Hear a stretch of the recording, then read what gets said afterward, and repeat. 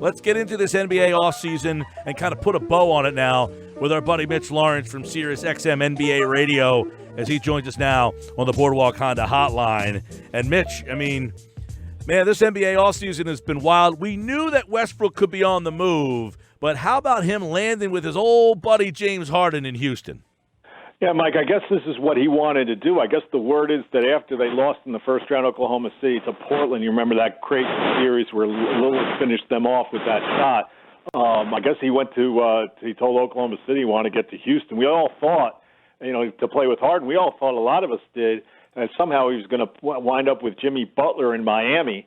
But that didn't come to pass. And then last night we got this huge news that he and Harden have been, are reunited. Of course, they played together with the Thunder. The interesting thing is you mentioned how Sam Presti's got all these picks. Here's a guy, I don't think it's been done before in the history of the NBA. He got three guys in a row back in the draft with, Durant, Westbrook, and Harden, who became MVPs. I think it's the only GM who's able to do that. Obviously, two with Oklahoma City and one with Houston. So, if they're going to rebuild, I guess you want to have Sam Presti do it for you. Yeah, I mean, I love what Oklahoma City has done. I know they seem like the irrelevant team in the room right now, but they have really put themselves in position to turn this thing back around pretty quickly. Well, you can. It's not just the drafting. Using the picks for the draft. You could, you accumulate assets. You can send some of those picks out if you want to make a trade. I mean, theoretically, could they send a bunch of picks to Washington for Bradley Beal? It's possible. Anything's possible. So we'll see what they do. But the good thing is, if you're an Oklahoma City fan, Sam Presti's a pretty good evaluator of talent. Obviously, when they took Durant, everybody knew he was the pick at number 2 after Greg Oden. But, Westbrook, Harden, those guys, the way they've turned out, yeah, it's hard to argue with Sam what he did. And I know, as long as Westbrook has played, we all know he has some deficiencies and he has some warts. But I'll tell you what, I love the deal for Houston last night because they got out from under that crazy Chris Paul contract. And Chris Paul, who's 34, he doesn't give you – he gives you now about 58, 60 regular season games, and he breaks down. At least Russell Westbrook, he's going to play hard, going to go all out. And let's see if Mike D'Antoni can figure out a way where he can get Harden and Westbrook to play at a high level in the same backcourt. I like Mitch_Lawrence tweeted that the results are in. Sam Presti has won the Sam Hinkie Memorial Asset Accumulation Award, and he hasn't even moved Chris Paul yet. So is that the next domino here, is that Chris Paul will be out in Oklahoma City? Do you see him staying and playing with the Thunder? The word is he doesn't want to be there. Now, Chris Paul is 34. He's got $120+ million left with 3 years to go on his contract. Like I said, the last few years he hasn't given, he's given you 60, 58, 60 regular season games. He breaks down in the playoffs. He's not as good as he once was. You name me another point guard, Mike, he's played 14 years, who in their 15th, 16th, and 17 years are going to be good or get better or not tail off. I mean, this is a very, very – it's a mess if Oklahoma City. Now, you could obviously attach some picks to them if you want to do that. But I'd like to know a team in the East, whether it's Miami or Detroit, desperate for point guards. They were looking at Russell Westbrook, too. They really want to take on Chris Paul in that contract for the next 3 years? Well, Mitch, we have been talking about on our show for a while that, Houston would be dying to give up Chris Paul, but no one would want that contract. The fact that they found someone to take it now, under the circumstances, I guess you got to give a tip of the cap to Oklahoma City here, but it wasn't a team that was a contending team looking to add Chris Paul because no contending team wanted that deal. And just think, we heard that there were a lot of problems last year between Chris Paul and James Harden. It must have really been bad because if you look at what happened in the West over the last few weeks, Kevin Durant leaves Golden State. They trade Iguodala. That knocks them down a peg. They're not going to win any titles anytime soon. And Houston, the only problem they've had the last couple of years is getting by who? Golden State. So they could have kept, in theory, you'd think, well, you know what, we'll just come back with Chris Paul and James Harden and Capella and Eric Gordon and run it back because now Golden State is more vulnerable, especially when it comes to us. It's just like what Toronto used to face with Cleveland. You know that there must have been huge problems between Chris Paul and James Harden for them to make this move, even with Golden State giving everybody in the West a path to the finals. Yeah, now the question is, I like Houston as status quo. They didn't make any changes. It was almost a conversation, Mitch, of do you like the teams that stayed with continuity, the Denvers, the Portlands, the Houstons, or the teams that blew it up and tried to build with, guys, LA, the two LA teams, obviously. So Houston now, they've kind of stayed the same, but they just swapped out Paul for Westbrook. So do you like this? Go ahead. Yeah, well, I mean, it's not the same. I mean, Chris Paul is a much different player than Westbrook. The problem with Westbrook is he's not a good shooter, and he has to get to the basket, and his shot selection is poor. And you know what? When he has the ball in his hands, James Harden can play off the ball. But does anybody really know what's going to happen when Harden has the ball in his hands and people allow Westbrook? He'll have to play off the ball and prove he can hit some shots. That's the tricky thing. So I don't know how that's really going to work. Well, my basic point is that things must have been awful between and Harden probably told him, get this guy out of here, Chris Paul. And I'm sure Chris Paul probably wanted to leave, too, in a lot of ways, to go to a different situation. But that must have been a big problem between those two guys. Yeah, well, the thought is that Harden wanted to play with Westbrook again, right? I mean, is that what you're getting? Oh, yeah.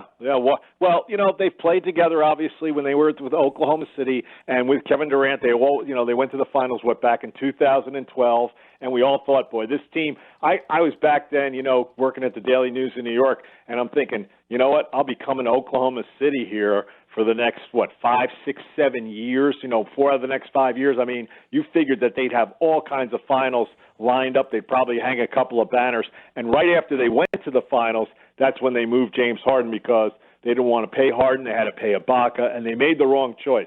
They figured they couldn't give up Ibaka. They couldn't let him go. They couldn't trade him. They had to keep Ibaka, whereas some of us thought at the time, James Harden is a pretty good player here, and if you go with these three guys on your offense, I think you can always find a Serge Ibaka type. It's harder to find a guy like James Harden who at that point wasn't even an MVP caliber player.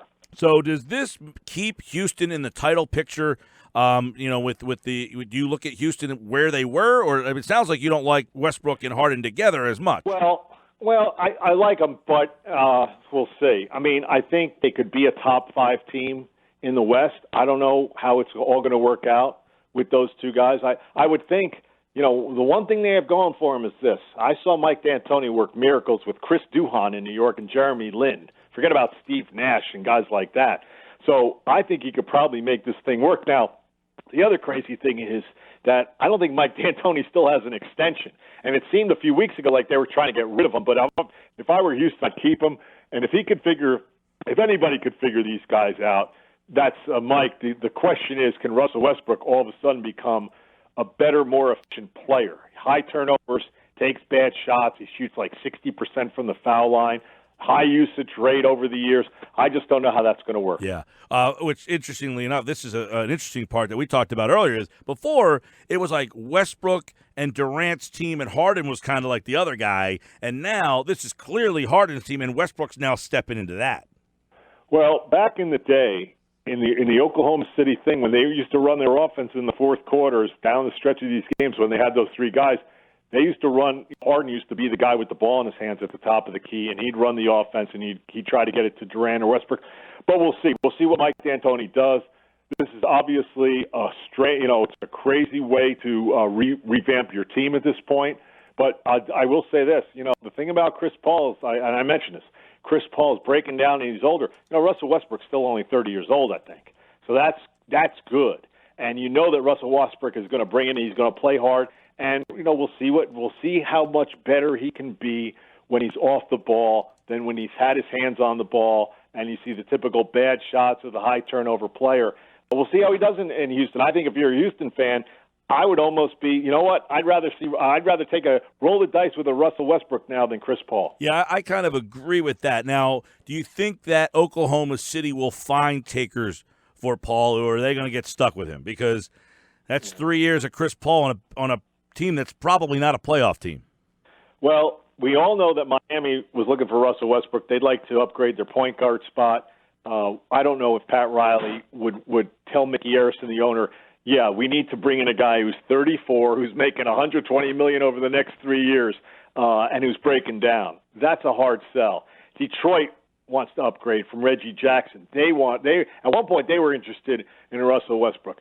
I don't think the Knicks are involved. I just think that there are limited teams. I mean, first of all, first of all, when you look at all the the teams that you think can win a title, they're mostly set at point guard, aren't they? A lot of teams don't need a point guard. So right there, that spells, I don't know what Oklahoma City's going to do, but I'd be shocked if Chris Paul were all of a sudden say, yeah, I'll play here in Oklahoma City. I think he wants to move on, and he wants to get a shot to win a title. Now, what if Miami could have got Russell Westbrook? Would you have advocated that? Would that have put them at the top of the East? No. I know you love Jimmy Butler. Well, Jimmy Butler, I'll tell you what, they would have been the team. I'll tell you this. I would have been dying to watch a lot of their games just to see how two super competitive, maybe two of the greatest competitors in the sport would have gone at it, not just against other teams, but against each other. That would have been fascinating for have Jimmy Butler and Russell Westbrook. You know what? I wouldn't have been surprised. I mean, there is a situation where I think Russell Westbrook for Miami would be a better fit than Chris Paul. A lot has to do with age. A lot has to do with keeping himself on the court and playing and all that. And, you know, the other thing about Pat Riley, he doesn't believe in load management, which is right up Russell Westbrook's alley. I mean, Russell Westbrook doesn't want to take any games off. So I think he would have been a decent fit from that standpoint. I just don't know. They don't have enough, you know. To me, you need to have, with those guys, you need to have big-time shooters, too. And I just don't know if they're talking about this hero rookie as being a big-time player as a shooter. That remains to be seen. He has a lot to prove. It's like Philadelphia. You answer me this question. A lot of people are very high on the Sixers. I look at that team and I go, well, who's the go-to player? Who are they going to go to down the stretch of games to get offense? Who's going to make big shots for them? That's been the problem. That's been the one fair question after all of this. I mean, they got Horford to give them that veteran player, and I think the message is clear after Horford spoke and Brand spoke today, which was they want to deliver Joel Embiid to the playoffs healthy, which means if he plays 50 games, as long as they got Horford and O'Quinn now to play, they had no one to play behind him, so they just want to get him to the playoffs. Now, I'll redirect the question to you. Can Embiid be the guy with the ball late? Can you have a center in today's game be the guy who gets that bucket for you? Well, what are your other options? You don't have other options. Ben Simmons can't shoot. Tobias Harris, who he had the best summer of anybody getting that contract, he's not a closer. Jimmy Butler's gone to Miami. J.J. Redick's not around anymore. They lack shooting, and they lack a go-to player. Yeah. I'm telling you. That's fair. It has to be Embiid. It has to be Embiid. And that's why I think people are overrating Philly. I mean, look, everybody, you know, now we're looking at all the teams in the West like Utah. I like what Utah did. I'm still not as big of them, but a lot of people have them going to the finals. I don't think Utah's that good. I don't think their stars are mega stars. I think they're going to have problems defending the big-time players in the West like Kawhi Leonard and LeBron and Anthony Davis, and other wing players primarily. But in the East, I look at Philadelphia and I go, they're going to have struggles here until they prove that they've got a guy who can close games, and they got more shoot. They need more shooting. Now, I've heard they're interested in Kyle Korver. Yep. I think LeBron is interested in Kyle Korver. He likes Kyle Korver a lot. I don't know where Kyle Korver is going to end up. But, yeah, this is something that I'm sure Brett Brown is looking at as everybody's picking us on paper. When we get on the court, who can I depend on to, who am I going to ride down the stretch of these games? It's probably going to have to be Joel Embiid, and whether he can do it or not remains to be seen. Well, and I guess the follow-up to that, Mitch Lawrence, SiriusXM, NBA Radio, Mitch_Lawrence on Twitter. The Bucks, the Raptors took a huge hit. Boston's got a different. I like Indiana. Brooklyn's got Kyrie. Is there a team in the East, though, that could push the Sixers? The Bucks have a new look. Boston. Well, first of all, for push the Sixers, I don't think I don't put the Sixers as the favorite. I put Milwaukee as the favorite. Well, I don't say push them. I mean, I guess who are the challengers in the East where they would have to have this definitive closer? I guess you're talking about that when you get to the finals, maybe. No. You got to have closers from the day you start the season, sure. And especially in the playoffs. You better have closers now. Milwaukee, so would you like Boston with Kemba Walker over Philadelphia? I'll tell you what. Even though he's a ball-dominant guard, I think Boston has a chance to go deep in the playoffs. I like Boston too this year, but I like Boston this year better than I like Boston last year. Well, you have to because Kyrie was a disaster. And Kemba Walker, you talk to people who have been around the Hornets, and the guy was great in the locker room. He's a tremendous teammate. You know what that means for a team like Boston? Yeah. Boston just went through hell with Kyrie, so you know what? He's not as good a player as Kyrie, but they're going to be a happier team, and I expect guys like Jason Tatum, Jaylen Brown, who struggled last year particularly, even a Gordon Hayward, everybody who struggled because Kyrie was trying to do it by himself or Kyrie wasn't a good leader, number one option. Kemba Walker, I think, makes Boston a formidable team in the East. Now, they have problems. They don't have a lot of size. They lose in Al Horford. Okay, we'll see what Danny Ainge does. I got to pick Milwaukee, though. Milwaukee's up 2-0 in the Eastern Conference Finals with a chance to go up 3-0 in that overtime game, and then we saw what happened in Toronto. You got the MVP, the reigning MVP, he's back. I know you took a hit with the Brogdon, and I don't love Bledsoe. That's a big problem, but you did bring back George Hill. I'm counting on – here's the deal. I'm counting on Antetokounmpo to have the type of summer where he improves his game where the Philadelphia fan wishes Ben Simmons would have that type of summer. Yeah. Ben Simmons, see, Giannis Antetokounmpo has the type of work ethic, and he has the type of the self-awareness where he knows he's an incomplete player, and when teams defended him a certain way they did in the playoffs, where he had to make a jump shot and he couldn't, he's going to go back to the drawing board. He's probably in the gym right now taking 1,000 jump shots. You think Ben Simmons has that work ethic? No. Doesn't appear like he does. He has to prove what we all want to see is, let me put a positive spin on it. What we all want to see is Ben Simmons comes out for his first preseason game and first practice. Wow, Ben Simmons really worked in the offseason. He's got a jump shot now. Wow, he can get the – you know what? I can say that. I have more faith in Giannis Antetokounmpo being that player than Ben Simmons. It's all fair, no question. And one thing I will say is, we talked about this yesterday, is Antetokounmpo is 7 years in the league. Ben is only going into his third year. So you hope, as Antetokounmpo still has things, he's the MVP of the league, he still has things he needs to work on. You're right, though. Will Ben work on the things that he needs to? But I wouldn't want to just say at 22, you're not going to do it, you can't do it, so let's move on, because there's a lot of people here who are ready to say, he can't shoot, get rid of him. Well, remains to be seen. There were all those rumors that Elton Brand wanted to move him. We'll actually see if that's a possibility. Well, they offered him that rookie extension, right? Yeah, it's a very much, the Ben Simmons thing. It's a problem because he can't be your traditional point guard. He can't really, it's very hard to have a guy who plays the way he does who can't shoot. What are you doing? What a bizarre story, Mitch. This guy with all this talent, and you can't figure out the perfect or the right way to kind of harness it and use it.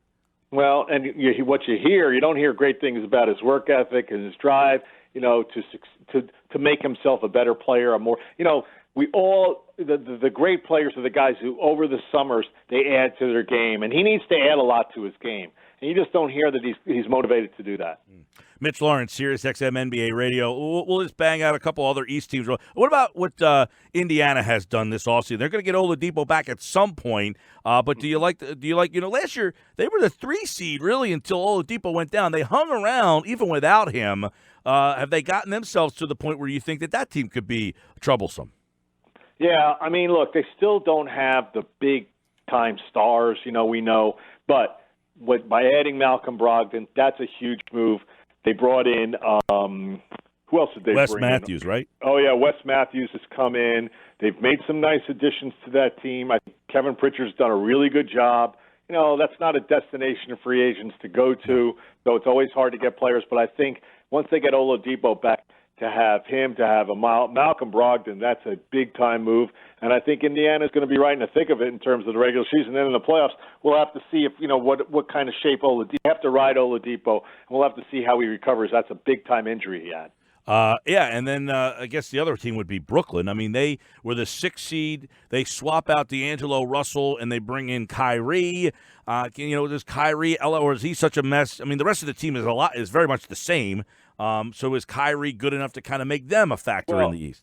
Well, the thing that you have to remember about Kyrie is that he gets traded to Boston, and it turns out that he didn't embrace anything about Boston or the team or whatever. Now he picks to come back to his home area. He's from, obviously, North Jersey, grew up a big Nets fan. He wants to make it succeed. So when people say, is he going to change? I think he's going to be a lot happier here, and I think that he's going to be able to interact with his younger teammates, interact with the coaching staff. He could be, look, never say never in terms of him being difficult to deal with for a guy like Kenny Atkinson. He was tough with Brad Stevens, but he made the decision to come here. So it seems like he would want to make it work, right? So we'll see how he does. And we all know he's a phenomenal talent. But after the year he had last year, he's got a lot to prove, especially to the Nets fans. Mitch, we'll roll out on this, where the players have essentially taken over. So do we like? I know a lot of fans are like, man, this NBA offseason's great. It's a lot of fun. But is it really good to see them basically stamp their feet and tell people where they want to go and tell people who they want to play with? Is this a good thing? Well, it's been going on for a long time now. We saw the Miami guys band together with LeBron back in the day, which is 2010, so it's almost 10 years. And like Adam Silver always says, you're only talking about a handful of guys. So for Kawhi Leonard to do what he did, and obviously he decimates Toronto, but he exerts his power, and that's, hey, good for him. If it's not him, it's going to be somebody else.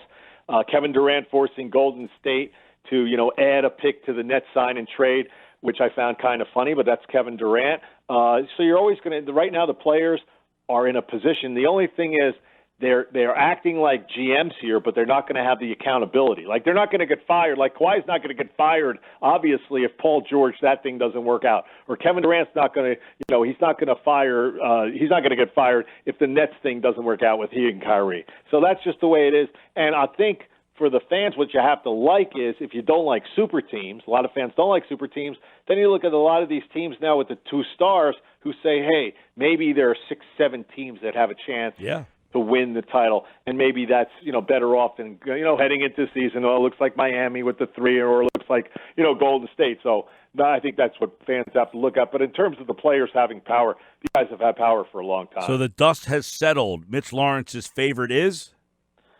Well, somebody out of Los Angeles, probably. I mean, I like the job that the Lakers have done, bubbling their way into, they actually had a third max slot where they got a meeting with Kawhi. Whoever thought they could do that? But, I think LeBron's going to be if he stays healthy. That's a big if, but if he stays healthy, I think he and Anthony Davis are a great combination together. They're going to work great. LeBron's going to have this, he's going to be a renewed, reinvigorated player. And then obviously if it's not them, you have to kind of look at a team like the Clippers.